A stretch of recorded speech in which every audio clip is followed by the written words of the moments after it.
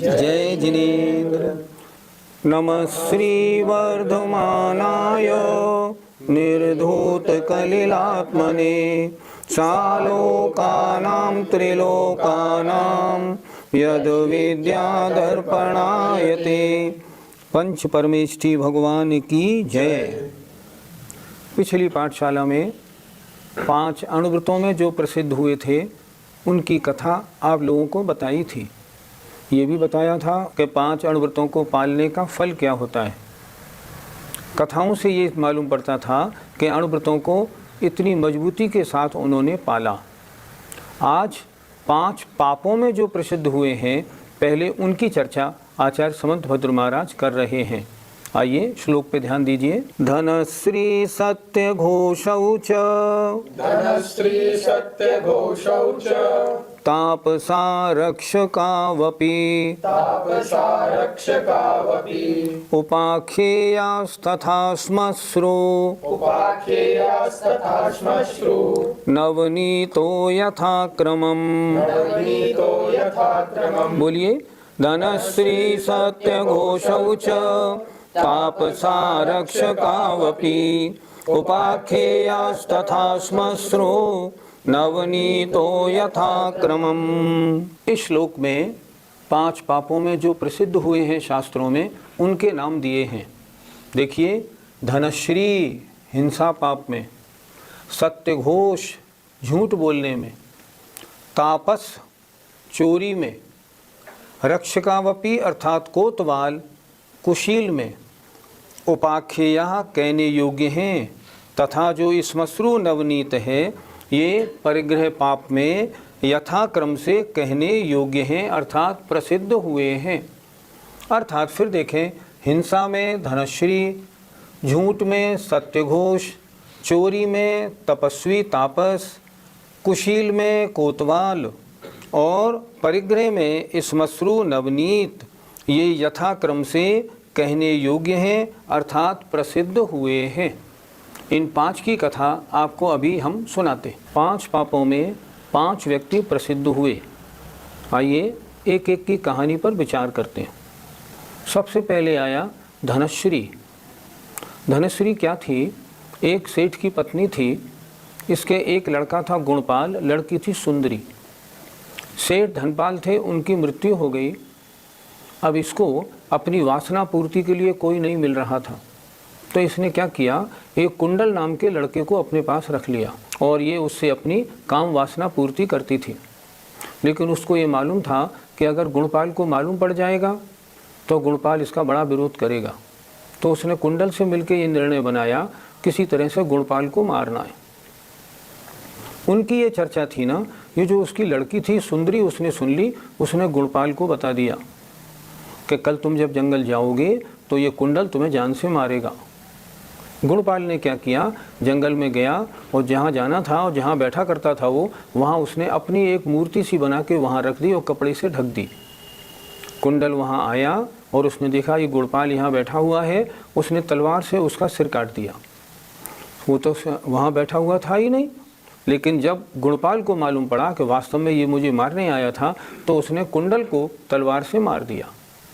कुंडल को मारने के बाद जब गुणपाल लौटा और धनश्री को ये मालूम पड़ी, ओहो इसने तो कुंडल को मार दिया, तो उसने गुणपाल को मार दिया।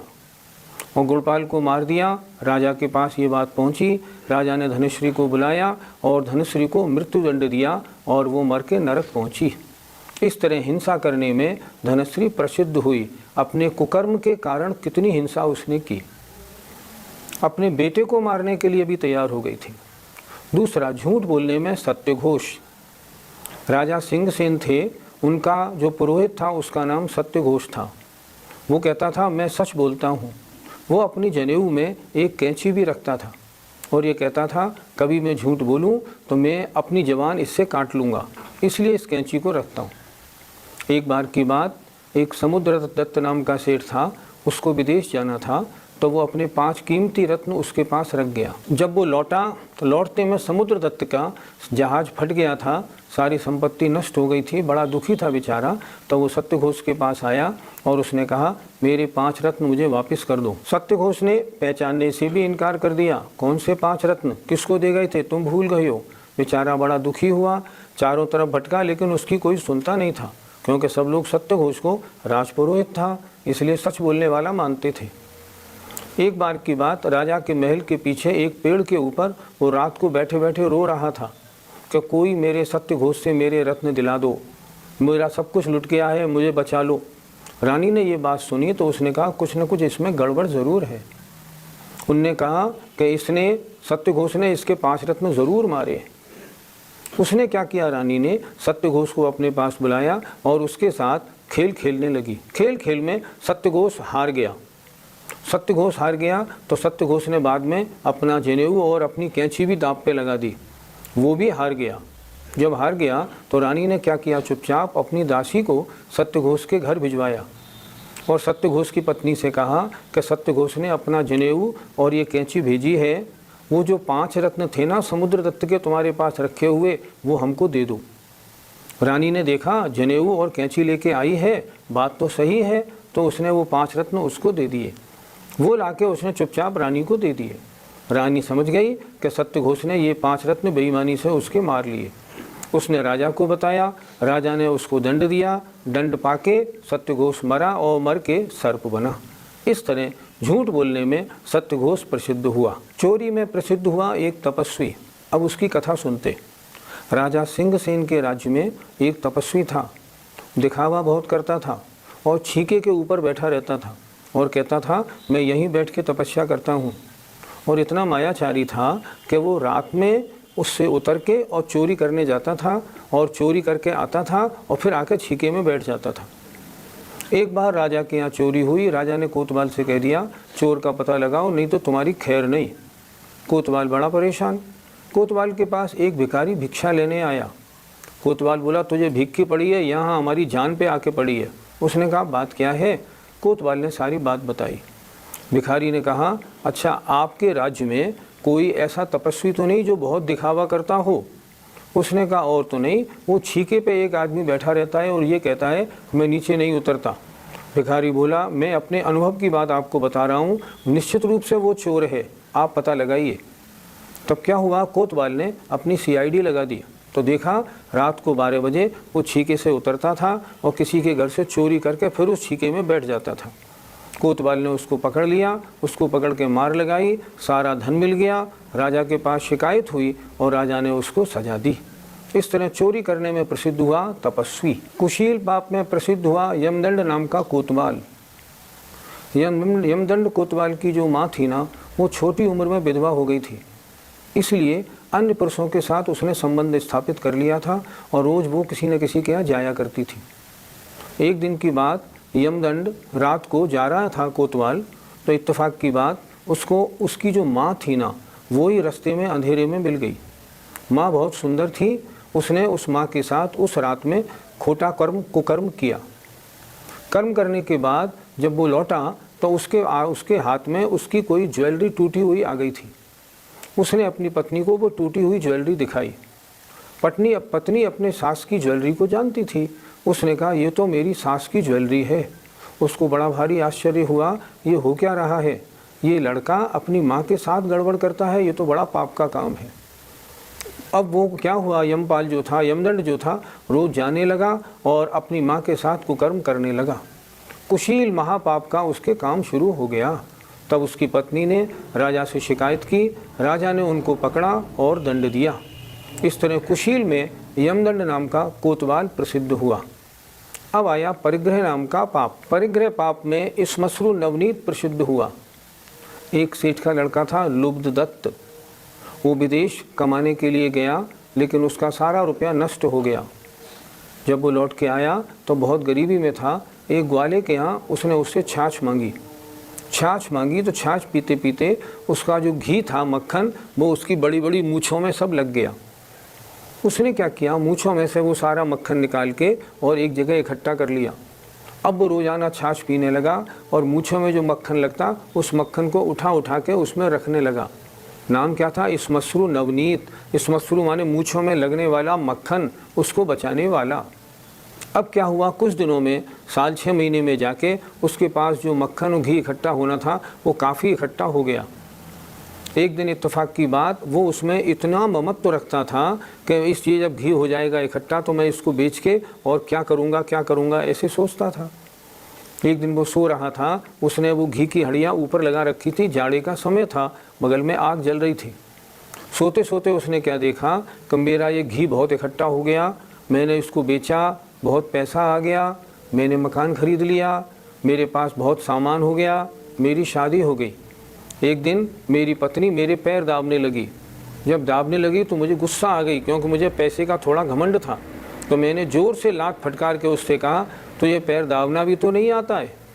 तो जब उसने पैर फटकारा तो उसका पैर जो था वो हांडी जो थी घी उसमें लग गया, और घी की हांडी में लगने से वो घी नीचे सारा फैल गया।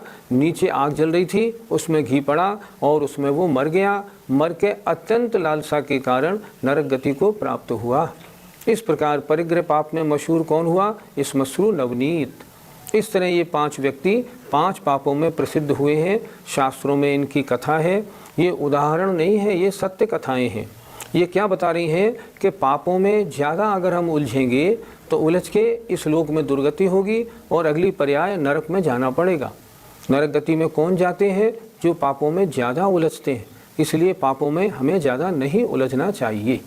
आइए अब आचार्य समंतभद्र महाराज ये बता रहे हैं कि श्रावक के 8 मूल गुण कौन से होते हैं। अब उनका श्लोक हम देखते हैं। मध्यमांसु मधुत्यागैः सहानुव्रत पंचकम् अष्टौ मूल गुणानाहुर गृहीणां श्रमणोत्तमः। बोलिए, मध्यमांस मधुत्यागैः सहानुव्रत पंचकम् अष्टौ मूल गुणानाहुर गृहीणां श्रमणोत्तमः। एक श्लोक बोलने के बाद जब मैं ये बोला करूँ ना, बोलिए, तो आप सब लोग भी हमारे साथ बोलिए, क्योंकि देखो ये संस्कृत है। संस्कृत थोड़ी कड़ी होती है, और जब आप हमारे साथ बोलेंगे ना तो आपका भी उच्चारण ठीक हो जाएगा। इसलिए श्लोक हमारे साथ बोलें, किताब अपने सामने रखें। अगर आप पे किताब नहीं हो तो जो फ़ोन नंबर दिया है उस फ़ोन नंबर पे आप अपना SMS एड्रेस कर दें, किताब आपके घर पहुंच जाएगी। आइए अब इस श्लोक का अर्थ पढ़ाता हूँ। इस श्लोक में श्रावक के या गृहस्थ के 8 मूल गुण कौन से हैं वो बताए गए हैं। देखिए, मद्य त्याग, मांस त्याग और मधु त्याग, 3 तो ये, इन्हें हम बोलते हैं 3 मकार, इनका त्याग करना। और सह माने साथ में, अणुव्रत 5 अणुव्रतों का पालन करना, अर्थात 5 पापों का एक देश त्याग करना, अर्थात स्थूल पापों का त्याग करना। इस तरह अष्टौ मूल गुणान, इन 8 मूल गुणों को श्रमणोत्तमः, जो गणधर देव हैं, गृहिणाम, गृहस्थियों के मूल गुण आहु कहते हैं। हर जैन गृहस्थ में ये 8 मूल गुणों का पालन तो होना ही चाहिए। कौन कौन से? मद्य माने शराब का त्याग, नशीले पदार्थों का त्याग, मांस का त्याग और शहद का त्याग, 3 मकार का त्याग। और साथ में अणुव्रत 5, अहिंसाणुव्रत, सत्याणुव्रत, अचौर्याणुव्रत, ब्रह्मचर्याणुव्रत, परिग्रह परमाणुव्रत। तो 5 अणुव्रत और 3 मकार का त्याग, ये गृहिणाम माने गृहस्थियों के 8 मूल गुण किसने कहे हैं? श्रमणोत्तमः, गणधर देव ने कहे हैं, प्रामाणिक हैं। इसलिए इन 8 को सबको धारण करना ही चाहिए। पंडित जी, मद्य मांस और मधु का त्याग क्यों कराया? पहला मद्य त्याग। मद्य त्याग शराब का त्याग, अर्थात शराब कैसे बनती है? खूब अंगूर आदि को सड़ा करके शराब बनाई जाती है। कितने जीवों की हिंसा और कितने जीवों की उत्पत्ति होती है तब शराब बनती है। इतनी हिंसा से बनने वाली शराब, पहले तो उत्पत्ति दूषित और फिर शराब पीने वाले की बुद्धि खराब, नशे में सब चीज़ गलत हो जाती है। इसलिए शराब का तो त्याग बिल्कुल ही करना चाहिए। मांस का त्याग, जीव की हिंसा होने पर मांस बनता है।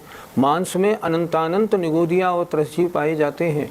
मांस का तो खाना नहीं, मांस का तो छूना ही बेकार है, और मांस छुप जाए तो भी स्नान करना चाहिए, इसलिए मांस का भी त्याग करना चाहिए। तीसरा आया मधु। मधु माने शहद। शहद का त्याग क्यों कराया? पहले हम सोचें शहद है क्या। मधुमक्खी फूल के ऊपर बैठती है, वहाँ से पराग चूसती है, चूसने के बाद जहाँ उसका छत्ता होता है उसमें आके मुंह में से पलट देती है। तो ये शहद है क्या? ये तो मधुमक्खी का वमन है, इसकी पलटन है, उल्टी है।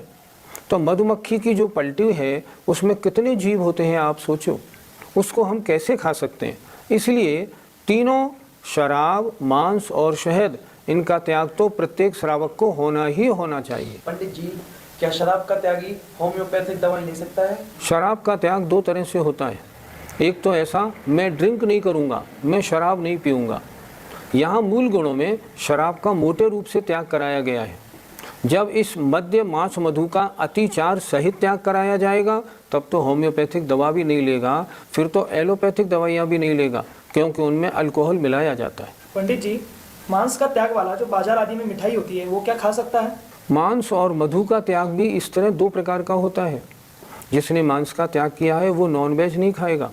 अब जैसे बाज़ार में जो वस्तुएं मिलती हैं, मान लो बाज़ार में दूध दही मिलता है, या बाज़ार में जो मिठाई मिलती है उसमें जो आटा वगैरह इस्तेमाल होता है वो अमर्यादित होता है, और उसमें जीव राशि पैदा होती है। वो जीव राशि माइक्रोस्कोप से दिखती भी है, लेकिन अभी उसने उनका त्याग नहीं किया। अभी उसने ये त्याग किया है, मैं नॉनवेज नहीं खाऊंगा। और जब वो आगे बढ़ेगा और जब मांस त्याग का अतिचार सहित त्याग करेगा कि मैं मांस त्याग का पूरा पालन करूंगा, अब पहली प्रतिमा धारण करता हूं, तब क्या होगा? तब तो वो बाजार की जितनी भी अमर्यादित वस्तुएं हैं उन्हें नहीं खाएगा।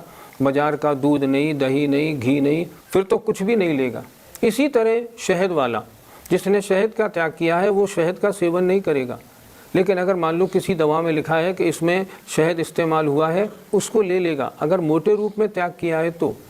और जब शहद का पहली प्रतिमा में त्याग करेगा तब तो जिन दवाइयों में शहद होगा उनको भी नहीं लेगा। दो तरह से इनका त्याग होता है। यहाँ क्योंकि प्रारंभिक त्याग है इसलिए साक्षात मद्य, मांस, मधु के सेवन का त्याग कराया गया है। जय जिनेंद्र।